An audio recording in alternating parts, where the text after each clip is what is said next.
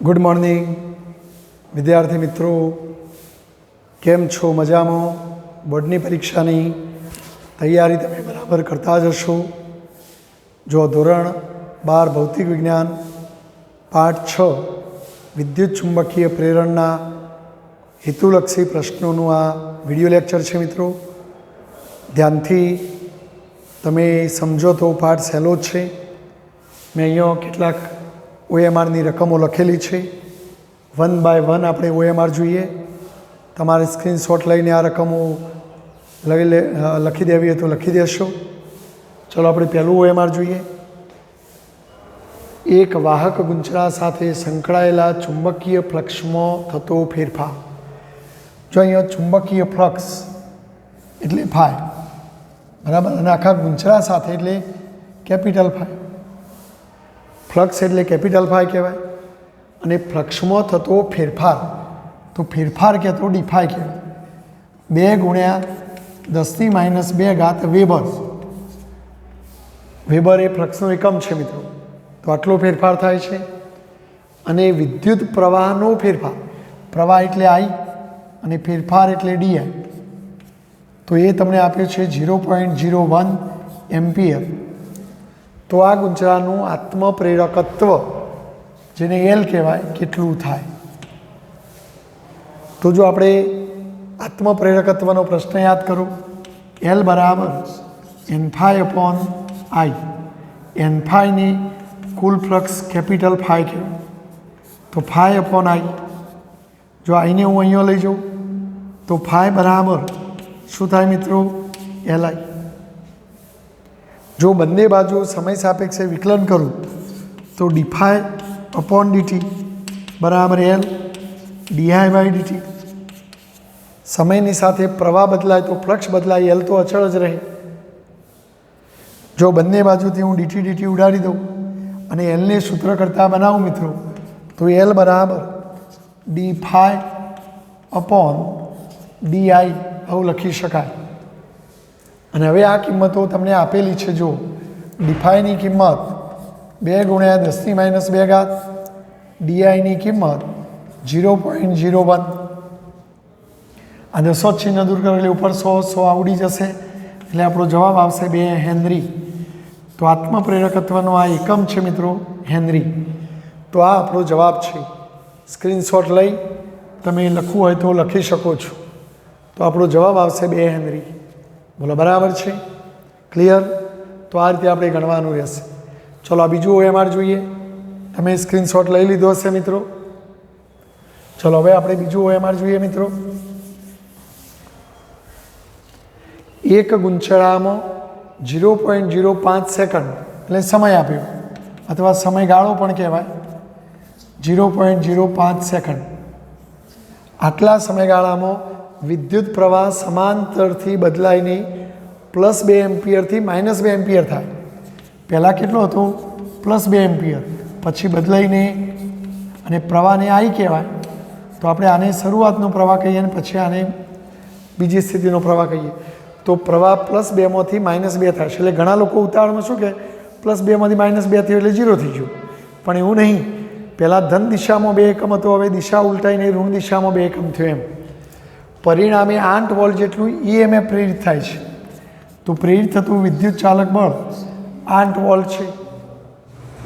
तो गुंचरानुं आत्मप्रेरकत्व एल शोधो।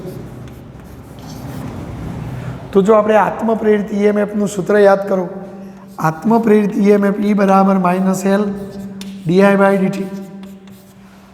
माटे जो आने आ रीते लखाय E बराबर -L DI। तो DI एटले प्रवाहमां थतो फेरफार, अंतिम प्रवाह ओछा प्रारंभिक प्रवाह, और डीटी एटले ए माटे लागतो समय, बराबर। टी क्यो अथवा डीटी क्यो। जो हवे आपणे आनी अंदर किंमत मूकीए मित्रों। बोलो एनी किंमत 8 वोल्ट -L आपणे शोधवानो छे। जो डी आई एटले I2 - I1, I2 -2, पछी आ -I1 +2 અને ડીટી એટલે એ માટે લાગતો સમય 0.05। જો આ 0.05 ભાગાકારમાંથી અહીં લાવો तो 8 गुण्या 0.05 જો આ માઇનસ એલ અને આ શું થવાનું -4 એટલે માઇનસ માઇનસ પ્લસ થઈ જવાનું 4 નીચે આવી જોઈએ તો એલ બરાબર 8 ગુણ્યા 0.05 ભાગ્યા 4 દુ 8 2 ગુણ્યા 0.05 એટલે 0.1 હેનરી તો આ રીતે આપણો જવાબ આવશે 0.1 હેનરી તો આ બીજા OMRનો જવાબ 0.1 હેનરી આવશે મિત્રો તો આ સ્ક્રીનશોટ તમે લઈને લખી શકો છો બરાબર સિમ્પલ OMR છે મિત્રો ચલો ત્રીજું OMR જુઓ તમે સરસ મજાનો આ બધો પૂછાયેલો છે નીટમાં ગુજકેટમાં આ બધો બરાબર એટલે સ્ક્રીનશોટ લઈને તમે લખી દેશો જો ત્રીજું OMR 100 ઓટાવાળું ગૂંચળું આપણી પાસે ગૂંચળું છે એ ગૂંચળામાં રહેલા કુલ ઓટાની સંખ્યા 100 છે આ ગૂંચળામાંથી 2 એમ્પિયર પ્રવાહ પસાર કરતો એટલે પ્રવાહ એની કિંમત આપણને આપી દેવામાં આવી 2 એમ્પિયર પસાર કરતો ગૂંચળાના એક ઓટા સાથે સંકળાયેલ ફ્લક્સ સાંભળજો એક ઓટા અને એક ઓટા સાથે સંકળાયેલા ફ્લક્સને સ્મોલ ફાઈ કહેવાય અને કુલ બધા ઓટાનું કીધું તો કેપિટલ ફાઈ પણ અહીં એક ઓટા સાથે સંકળાયેલું ચુંબકીય ફ્લક્સ 5 ગુણ્યા 10⁻³ વેબર છે તો ગૂંચળા સાથે સંકળાયેલી ચુંબકીય ઉર્જા યુ શોધો હવે જો ગૂંચળા સાથે સંકળાયેલી ઉર્જાનું સૂત્ર પહેલાં તો આપણને આવડવું જોઈએ ભાઈ તો ઉર્જા યુ બરાબર 1/2 LI² બરાબર એલ અને આઈ હોય તો જવાબ આવે એમાં આઈ તો છે પણ એલ નથી તો એલનું સૂત્ર યાદ કરો એલ બરાબર n⁵/I જો એન પણ છે તમારી પાસે ફાઈ પણ છે આઈ પણ છે એટલે અલગથી કોઈ એલ ગણી નાખે તો પણ ચાલે અને કોઈ વિદ્યાર્થી અહીંયા સૂત્રમાં જ કિંમત મૂકી દે તો જો 1/2 એલ એલની જગ્યાએ n⁵/I ઇન્ટુ I², એક આઈ ઉડી જશે એટલે 1/2 n⁵I જો હવે આપણે કિંમતો મૂકી દઈએ મિત્રો તો 1/2 બોલો ઓટાની સંખ્યા 100 એક ઓટા સાથે સંકળાયેલું ફ્લક્સ 5 ગુણ્યા 10⁻³ પ્રવાહીની કિંમત 2 એમ્પિયર જો એ 2 ઉડી જવાના તો 5 ગુણ્યા 10⁻1 ધેટ મીન્સ 0.5 ઉર્જાનો એકમ જૂલ હોય તો આ રીતે તમે ગણતરી કરીને જવાબ લાવી શકો મિત્રો સિમ્પલ OMR હોય પણ સૂત્રો ના આવડે તો આ બધું ના આવડે એટલે સૂત્રો પહેલાં તૈયાર કરવા પડે ભાઈ ફિઝિક્સ એટલે એક પ્રકારનું ગણિત છે અને સૂત્રો આવડે તો આ બધું આવડી જાય મિત્રો ચલો ચોથું OMR જુઓ બરાબર ચોથું OMR આપણે જોઈએ મિત્રો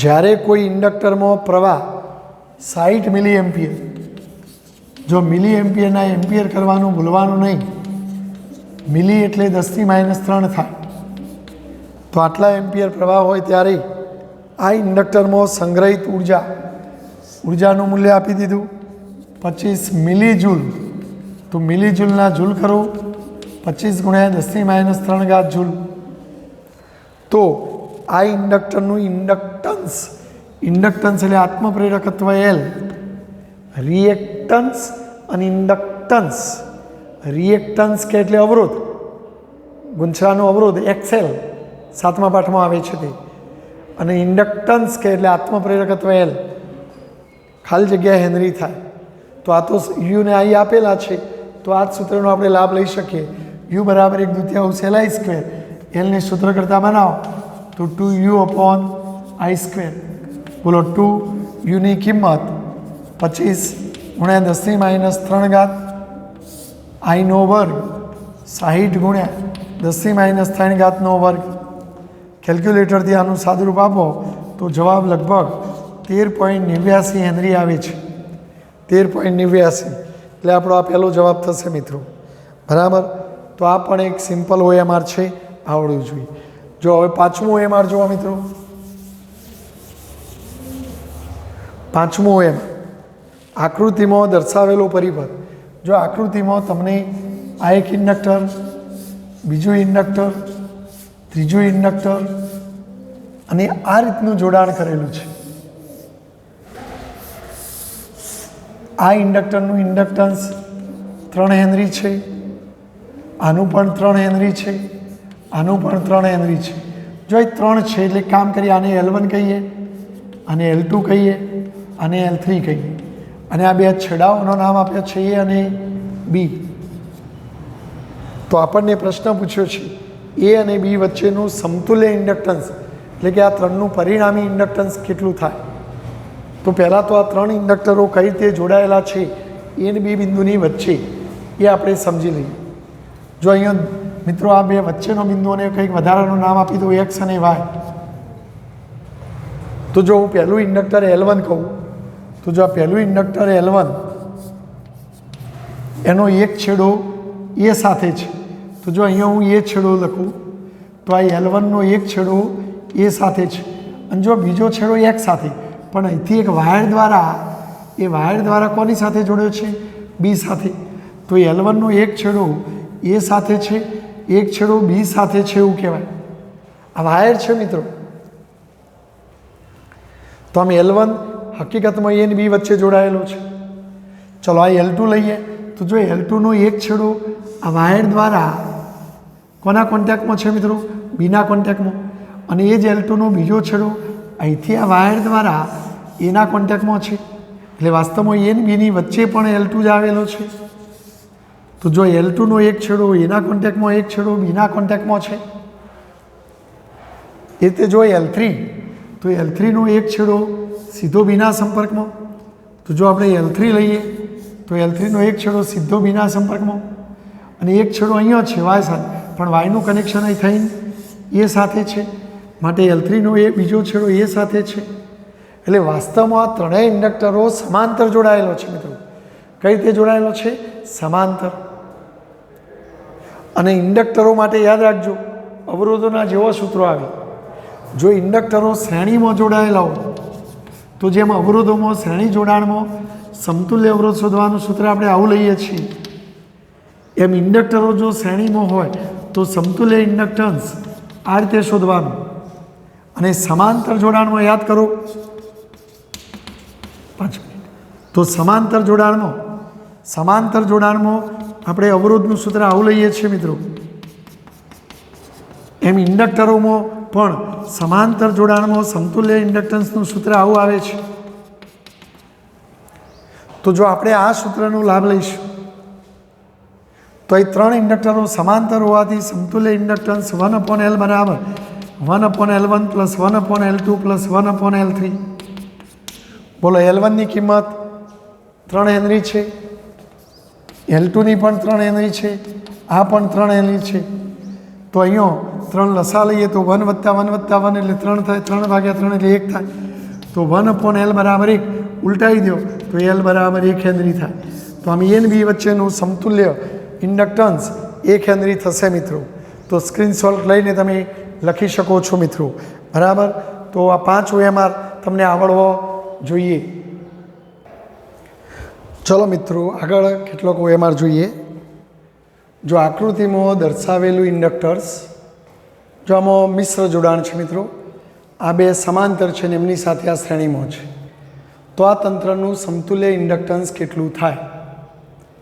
તો જો પહેલાં તો આ નામ આપી દઈએ આપણે. આને L1 કહીએ, આને L2 કહીએ, અને આને L3 કહીએ. તો અહીંયા L2 અને L3 સમાંતર છે. એટલે જો L2 અને L3 સમાંતર છે, જો તેમનું સમતુલ્ય ઇન્ડક્ટન્સ આપણે કંઈક ધારી લઈએ L', તો સમાંતર જોડાણમાં આર્ય સૂત્ર આવે 1/L' બરાબર 1/L2 + 1/L3. માટે 1/0.5 વત્તા 1/0.5 એટલે કે 2/0.5 ઉલટાવી દો તો L' બરાબર 0.5/2 એટલે 0.25 હેનરી. તો આ 2ની જગ્યાએ 0.25 લખાય. એટલે જો હવે આપણી આકૃતિ આવી થઈ જાય, આ આપણું L1, આ બિંદુ A, અને આ 2 કાઢી નાખો તો 2ના બદલે 1 જ થઈ જાય એલ ડેશ. એટલે હવે આવું થઈ જશે. તો હવે આ એલ ડેશ અને L1 હવે એલ ડેશ અને L1 શ્રેણીમાં જોડાશે. જો બે શ્રેણીમાં જોડાય, જો તેમનું સમતુલ્ય ઇન્ડક્ટન્સ L હોય તો શ્રેણી જોડાણમાં સરવાળો થાય, તો L1 પ્લસ એલ ડેશ આ બેનો સરવાળો. તો બોલો L1ની કિંમત 0.75 અને એલ ડેશની કિંમત 0.25, એટલે બેનો સરવાળો કરો તો 1 હેનરી. તો આ આપણો જવાબ છે મિત્રો. તો આ રીતે તમે આવું MR ગણી શકો. બરાબર. તો સ્ક્રીનશોટ લઈ અને લખવું હોય તો લખી દેશું. ચલો, સ્ક્રીનશોટ લેવાઈ ગયો મિત્રો. ચાલો હવે આપણે આવું MR જોઈએ. જુઓ,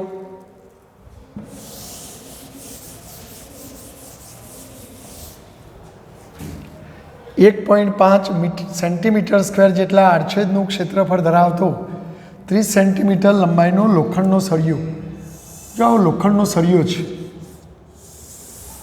આ સળિયો જેના આડછેદનું ક્ષેત્રફળ આપણને આપી દેવામાં આવ્યું 1.5 સેન્ટીમીટર સ્ક્વેર. મીટર કરવા પડે, સેન્ટીમીટરના મીટર 10⁻², પણ વર્ગ છે એટલે 10⁻4 મીટર સ્ક્વેર. અને લંબાઈ પણ આપી, સળિયાની લંબાઈ L. તો L કેટલી આપી મિત્રો? 30 સેન્ટીમીટર. સેન્ટીમીટરના મીટર કરીએ, 30 × 10⁻2 મીટર. આ લોખંડના સળિયા ઉપર 200 ઓટા વીંટાળેલા છે અને સોલેનોઇડ બનાવે છે. આ રીતે આ એક ઓટો, બીજો ઓટો, ત્રીજો, ચોથો, એમ કરતાં કરતાં આવા 200 ઓટા વીંટાળે છે. એટલે ઓટાની સંખ્યા આપી, 200 ઓટા વીંટાળીને સોલેનોઇડની રચના કરેલી છે. જો લોખંડની સાપેક્ષ પરમિએબિલિટી એટલે મ્યુઆર 600 હોય તો આ સોલેનોઇડનું આત્મપ્રેરકત્વ શોધો. હવે આપણે જ્યારે થિયરી ભણ્યા તો થિયરીમાં સોલેનોઇડ આપણે આવો લેતા હતા, અંદર હવા યાની કે શૂન્યાવકાશ હતું. અને માટે આવા સોલેનોઇડના આત્મપ્રેરકત્વનું સૂત્ર μ0 n²A/L આવી મિત્રો. જો μ0 એટલે આ અંદર જે માધ્યમ છે એની પરમિએબિલિટી. પણ જો અંદર આવો લોખંડનો સળિયો હોય તો આ μ0ના બદલે મ્યુ લેવું પડે. એટલે જો અંદર માધ્યમ હોય, અંદરના વિસ્તારમાં માધ્યમ હોય તો મ્યુના બદલે μ0ના બદલે મ્યુ આવે, તો μ n²A/L આવે. તો હવે તમારી પાસે મ્યુની કિંમત હોવી જોઈએ. તો આપણે યાદ કરું કે જેમ ε/ε0 તો એની સાપેક્ષ પરમિટિવિટી εr કહેતા હતા, એમ μ/μ0 તો એને μr કહેવાય. આને ત્યાં લઈ જાઓ તો μ બરાબર શું થાય? μ0 × μr. તો તમે મ્યુની જગ્યાએ આ કિંમત લખી શકો. તો આપણે આ સૂત્ર આવું લખી શકીએ. બોલો, મ્યુની જગ્યાએ μ0 × μr n²A/L. જો એ એટલે આડછેદનું ક્ષેત્રફળ. ઘણીવાર રકમમાં ત્રિજ્યા આપી હોય તો ત્રિજ્યા આપી હોય તો આડછેદનું ક્ષેત્રફળ એ બરાબર πr² શોધવાનું.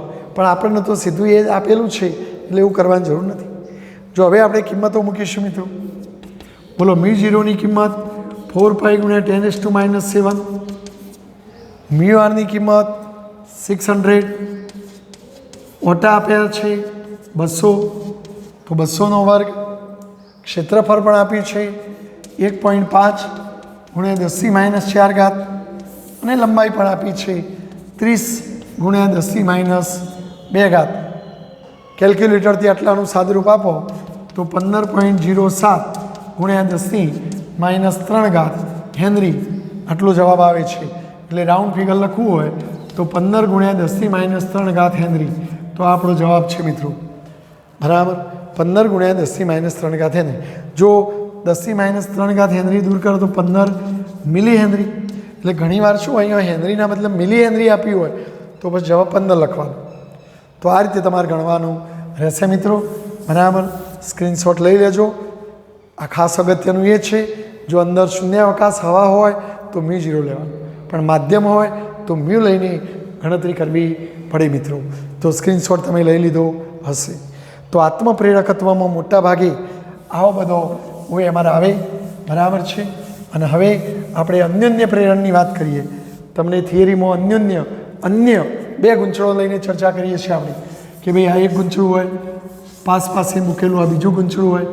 જો તમે પહેલા ગૂંચળામાં કોઈ પ્રવાહ પસાર કરો તો પહેલા ગૂંચળામાં પ્રવાહ પસાર કરતો પહેલા ગૂંચળામાં ચુંબકીય ક્ષેત્ર ઉત્પન્ન થાય. એ ચુંબકીય ક્ષેત્રની કેટલીક ક્ષેત્ર રેખાઓ દોડતી બીજા ગૂંચળામાં જાય. તો પહેલા ગૂંચળામાં વહેતો પ્રવાહ I1 હોય, એના ચુંબકીય ક્ષેત્રને કારણે બીજા ગૂંચળા સાથે સંકળાયેલું ફ્લક્સ ∅2 હોય. જો પ્રવાહ વધારો તો ચુંબકીય ક્ષેત્ર વધે તો આ ફ્લક્સ પણ વધે. માટે આપણે લખતા હતા ∅2 ચલે છે I1. ચલ દૂર કરતો અચળાંક આવે તો આપણે અચળાંકને M21 કહેતા હતા. તો ∅2 બરાબર M21 I1. જો M21 ની આપણે અન્યોન્ય પ્રેરકત્વ અથવા અન્યોન્ય પ્રેરણ અંક કહેવામાં આવે છે.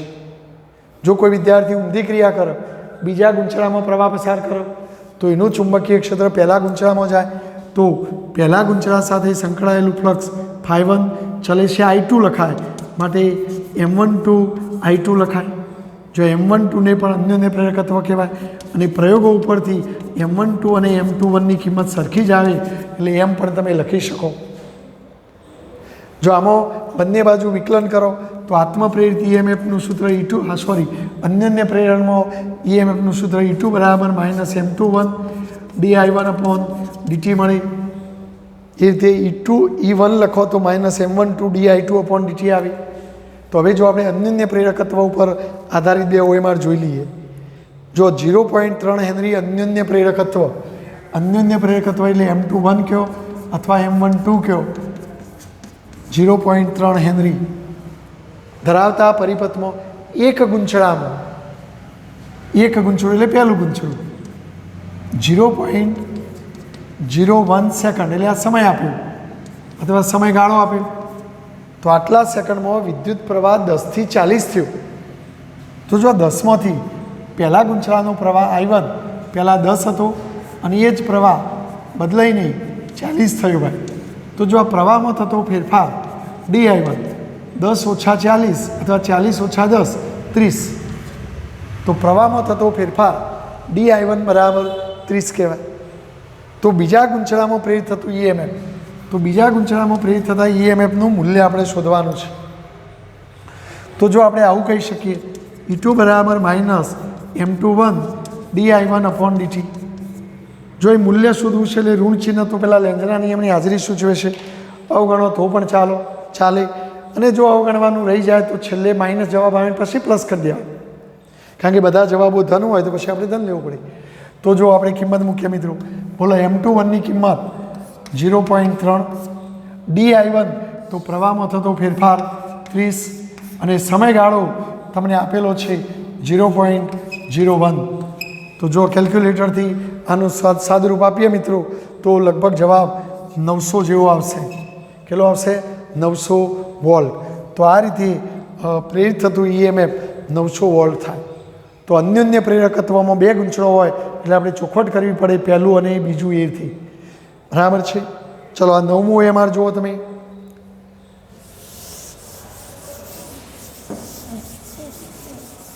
જો આ OMR આપણે જોઈએ 9મું, 4 મિલી હેનરી અન્યોન્ય પ્રેરકત્વ. તો અન્યોન્ય પ્રેરકત્વ એટલે M21 અથવા M12 સરખું જ આવતું હોય.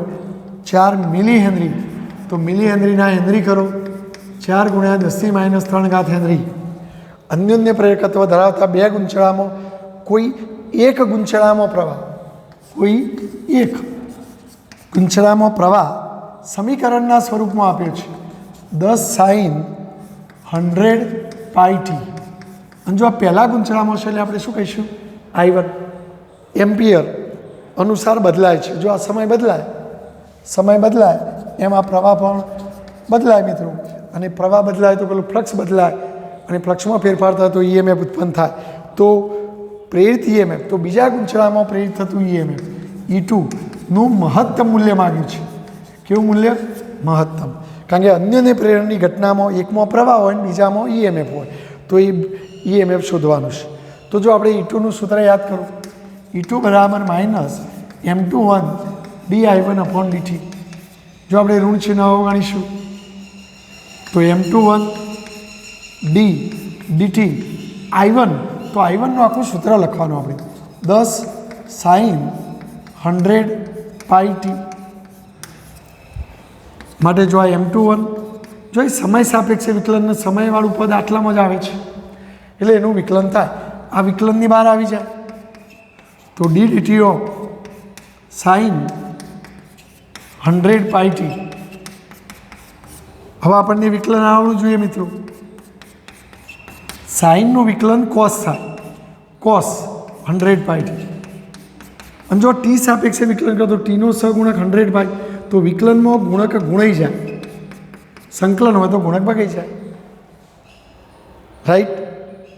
હવે જો આપણને આમાં પણ આ સૂત્રમાં પણ તમે જુઓ કોસ 100πt આવે છે અને એમાં પાછું તમને મહત્તમ મૂલ્ય માગ્યું છે, તો જો અહીં ટી આવે છે માટે આ પદ બદલાય એમ કોસની કિંમત બદલાય.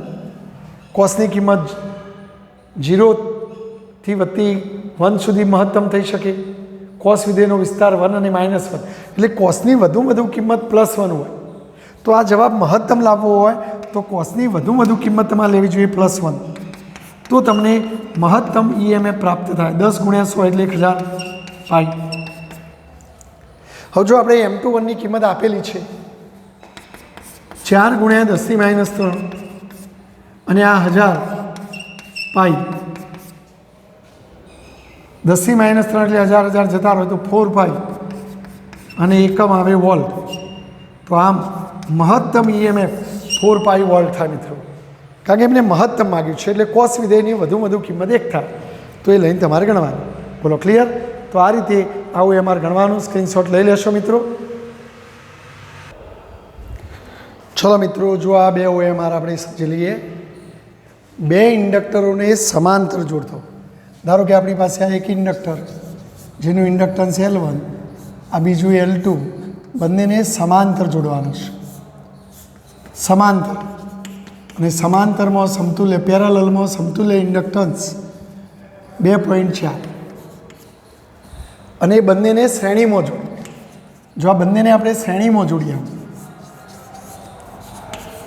અને શ્રેણીમાં સિરીઝ કહેવાય, સિરીઝમાં જોડો તો સમતુલ્ય ઇન્ડક્ટન્સ 10, તો એમના આત્મપ્રેરકત્વનો તફાવત શોધવાનો છે.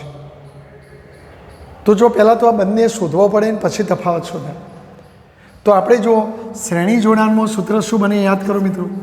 શ્રેણી જોડાણમાં સમતુલ્ય EMF, તો શ્રેણી જોડાણમાં સરવાળો થાય, પણ LSની કિંમત 10 છે, તેથી L1 + L2 = 10 આવું લખાય. જ્યારે સમાંતર જોડાણમાં આર્ય સૂત્ર આવે 1/L1 + 1/L2. જો એ લસા લઈ લો તો L1 + L2 છેદમાં L1 L2, ઉલટાઈ દો તો LP બરાબર L1 L2 છેદમાં L1 + L2. પણ LPની કિંમત તમને આપી દીધી છે 2.4, તો 2.4 બરાબર L1 L2, અને જો L1 + L2 બરાબર 10, આ 10ને ત્યાં લઈ જાઓ તો L1 × L2 બરાબર 2.4 × 10 એટલે 24 થાય. જો આમાંથી હું L2ને સૂત્ર કરતાં બનાવું તો શું થાય મિત્રો? 24/L1, અથવા L1ને સૂત્ર કરતાં બનાવો. હવે જો આપણે આ સમીકરણ 1માં કિંમત મૂકીએ L2ની, તો આ L1 એમના એમ, L2ની જગ્યાએ શું લખું? 24/L1 બરાબર 10. બરાબર, આ શ્રેણી જોડાણમાં છે અને આ સમાંતર જોડાણનું સૂત્ર હતું મિત્રો. જો આ લસા લઈ લઈએ તો L1² + 24 અને આ L1 હોય છે 10L1. આ 10L1ને આમાં જ લાવો તો L1² - 10L1 + 24 બરાબર 0. જો હવે એવું પડશે મિત્રો, L1² - 6L1 - 4L1 + 24 બરાબર 0. માટે એક કૌંસમાં L1 - 6, બીજા કૌંસમાં L1 - 4 બરાબર 0. તેથી L1 - 6 બરાબર 0, કો તો L1 - 4 બરાબર 0. જો આપણે આ લઈએ તો પછી L1 બરાબર 6 થાય। હવે જો L1 6 થાય તો 6 6 વત્તા L2 બરાબર 10, તો પછી L2 કેટલું થાય? 4, તો L2 4 થાય। એટલે L1 6 હોય તો L2 4 થાય। અને તો જો 6 ચોક 24, 6 વત્તા 4 10, અને જો કોઈ આ લે તો L1 બરાબર 4 થાય તો L2 6 થાય। તો આ બંને આત્મપ્રેરકત્વ તમને મળી ગયો। પણ હવે તમને શું માગ્યું છે? બંનેના આત્મપ્રેરકત્વનો તફાવત। તો એ તફાવત શોધીએ, L1 માઇનસ L2, તો 6 ઓછા 4 તો 2, તો આપણો જવાબ 2 આવે મિત્રો। તો આ રીતે તમે ગણીશો। તો શ્રેણી જોડાણમાં આ થાય, સમાંતર જોડાણમાં આ થાય, અને બંનેનો સમન્વય કરી અને પછી તમારે આ જવાબ લાવવો પડે મિત્રો। આ કિંમત સમીકરણ 1માં મૂકીને લાવવાનું। બોલો, ખ્યાલ આવી ગયો? તો સ્ક્રીનશોટ લઈ લેવો હોય તો। હવે જો તમને ચોપડીમાં આવા બે એક્ઝામ્પલ ઉદાહરણને આપેલું છે મિત્રો, એના આધારે પણ ગુજકેટમાં નીટમાં પ્રશ્ન પૂછી શકાય કે બે સમકેન્દ્રીય ગૂંચળો, એક નાની ત્રિજ્યાવાળું, જો એક નાની ત્રિજ્યા R1 ત્રિજ્યાવાળું ગૂંચળું અને બીજું મોટી ત્રિજ્યા R2 ત્રિજ્યાવાળું ગૂંચળું, જો R2 is very very greater than R1 અથવા R1 is very very less than R2, તો આવો બે ગૂંચળો એમનો કેન્દ્રો સંપાત થાય, એક બિંદુએ સંપાત થાય, એમ સમઅક્ષીય એટલે બંનેની અક્ષો પણ એક સરખી બને એ રીતે ગોઠવેલ છે। તો આ ગોઠવણનું આત્મપ્રેરકત્વ આપણે ચોપડીમાં સાબિત કર્યું છે, અને એ આત્મપ્રેરકત્વનું સૂત્ર μ0 પાઈ R1 સ્ક્વેર અપોન 2R2। હવે નીટવાળા કે ગુજકેટવાળા શું કરે? કિંમતો આપી દે કે ભાઈ 2 સેન્ટીમીટર ત્રિજ્યાના એક ગૂંચળાની 50 સેન્ટીમીટર ત્રિજ્યાના બીજા ગૂંચળાના કેન્દ્રમાં ગોઠવેલું છે। તો જો આ R1 કહેવાનું ને R2 બરાબર આ રીતે ગોઠવણ કરેલી છે, બંનેની અક્ષો સમઅક્ષીય બને રીતે ગોઠવેલ છે। તો આ તંત્રનું અન્યોન્ય પ્રેરકત્વ શોધો। તો જો આપણને આ સૂત્ર સીધું યાદ હોય તો કામ થઈ જાય। μ0ની કિંમત 4 પાઈ ગુણ્યા 10⁻⁷, આ પાઈ R1નો વર્ગ, R2ની કિંમત મૂકવાની, સાદું રૂપ આપવાનું। એટલે આપણે આ સૂત્ર યાદ રાખીશું મિત્રો, કે જેથી તમે સહેલાઈથી ગણી શકો। અને આ સૂત્ર કેવી રીતે મળ્યું? તો એ સ્વાધ્યાયનો દાખલો છે આપણો, ઉદાહરણ 6.9નો, તો તમે જોઈ લેજો। એ રીતે જો થિયરીમાં એક આવો પ્રશ્ન પણ છે મિત્રો કે ભાઈ આ સોલેનોઇડને એકબીજાની અંદર સમઅક્ષીય રીતે ગોઠવેલા છે। જો એક મોટો સોલેનોઇડ, આ મોટો સોલેનોઇડમાં કુલ ઓટાની સંખ્યા N2 અને એકમ લંબાઈ દીઠ ઓટા કહીએ તો સ્મોલ n2। ધારો કે આ સોલેનોઇડની લંબાઈ L છે। હવે આની આ અક્ષ છે અને એની સાથે સમઅક્ષીય બને એવો એક નાનો સોલેનોઇડ એની અંદર મૂકેલો છે। આ નાના સોલેનોઇડની ત્રિજ્યા ધારો કે R1 છે, માટે જો નાના સોલેનોઇડના આડછેદનું ક્ષેત્રફળ લેવું હોય તો એ બરાબર પાઈ R1 સ્ક્વેર થાય। ચલો, નાના સોલેનોઇડમાં ઓટાની સંખ્યા કુલ ઓટા N2 છે, અથવા એકમ લંબાઈ દીઠ ઓટાની સંખ્યા N1 છે, બરાબર આવું લઈએ આપણે। તો આવા તંત્રનું અન્યોન્ય પ્રેરકત્વ, તો આવા તંત્રના અન્યોન્ય પ્રેરકત્વનું સૂત્ર M21 બરાબર μ0 N1 N2 A upon L થાય। જો એ બરાબર આ અંદરના સોલેનોઇડના આડછેદનું ક્ષેત્રફળ પાઈ R1 સ્ક્વેર, રાઈટ। તો આ સૂત્ર યાદ રાખજો। તમારી ચોપડીમાં એકમ લંબાઈમાં ઓટાની સંખ્યા એટલે N અપોન L, તો આના ઉપરથી N1 તો N1ની કિંમત શું થાય? N1L, અને N2ની કિંમત N2L થાય। તો જો અહીંયા તમે કિંમતો મૂકી શકો તો જો μ0 N1ની જગ્યાએ N1L, N2ની જગ્યાએ N2L, એ એટલે આડછેદનું ક્ષેત્રફળ પાઈ R1 સ્ક્વેર અને છેદમાં આ L, એક L ઉડી જાય તો આપણું સૂત્ર μ0 N1 N2 L પાઈ R1 સ્ક્વેર। તો આપણી ચોપડીમાં અન્યોન્ય પ્રેરકત્વનું સૂત્ર આ લખેલું છે। તો આ બે સૂત્રો પણ તમે યાદ રાખજો, કારણ કે OMRમાં ઓટાઓ કુલ ઓટાની સંખ્યા આપી હોય કે ભાઈ બે સમઅક્ષીય સોલેનોઇડ કે જેમાં ઓટાની સંખ્યા આટલી છે, અંદરના સોલેનોઇડના આડછેદનું ક્ષેત્રફળ આટલું છે, સોલેનોઇડની લંબાઈ આટલી છે, તો અન્યોન્ય પ્રેરકત્વ શોધો। તો આમાં કિંમતો મૂકીને તમે સીધો જવાબ લાવી શકો। એટલે આ સૂત્ર પણ આપણે યાદ રાખીશું મિત્રો। તો અન્યોન્ય પ્રેરણ અને આત્મપ્રેરણના OMR મેં ચલાવ્યા। હવે એક બાબત બાકી રહે છે, AC જનરેટર, અને એ સાથે આપણો પાઠ પૂરો થશે। પછીના લેક્ચરમાં આપણે એસી જનરેટરની વાત કરીશું મિત્રો. તો આટલો OMR તમે તૈયાર કરી દેશો.